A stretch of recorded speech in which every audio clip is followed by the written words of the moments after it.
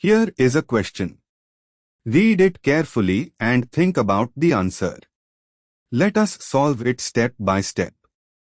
Let us first understand the key concept here. Ozonolysis cleaves C is equal to C double bonds, converting each carbon of the double bond into a carbonyl group. To obtain acetone, CH3, to C is equal to O as a product, we need a double bond where one carbon bears two methyl groups, i.e., A, CH3, to C is equal to unit in the starting alkene. Moving on to the next step.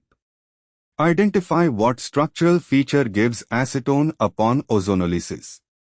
Acetone is CH3 to C is equal to O. For this to form from ozonolysis, the starting material must contain A is equal to C, CH3, to fragment, that is, a carbon in the double bond that carries two methyl groups. Moving on to the next step. Analyze option D. Option D is 1-propan-2-ylidene, cyclohexane, which is cyclohexane with an exocyclic double bond to C, CH3, 2, i.e., the structure is cyclohexane is equal to C, CH3, 2. The double bond carbon outside the ring is C, CH3, 2.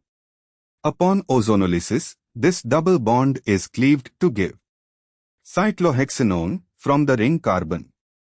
Acetone, CH3, to C is equal to O, from the exocyclic is equal to C, CH3, to carbon. Thus option D directly contains the is equal to C, CH3, to unit and gives acetone as one product. And for the final step, why other options fail? A. The structure shown is a diene but the terminal carbon with two substituents does not form A, CH3, to C is equal to unit at the correct position to yield acetone directly from a single double bond cleavage. B. Similarly, option B does not have A is equal to C, CH3, to fragment, it lacks two methyl groups on the same double bond carbon. C. Option C appears to be a structure like 2-methyl but 1-Na or similar, while it may have a branched carbon, the arrangement does not provide A is equal to C, CH3, to unit that would yield acetone.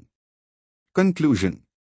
Only option D, with its exocyclic isopropylidene group, is equal to C, CH3, 2, contains the necessary is equal to C, CH3, to unit that upon ozonolysis yields acetone as one of the products.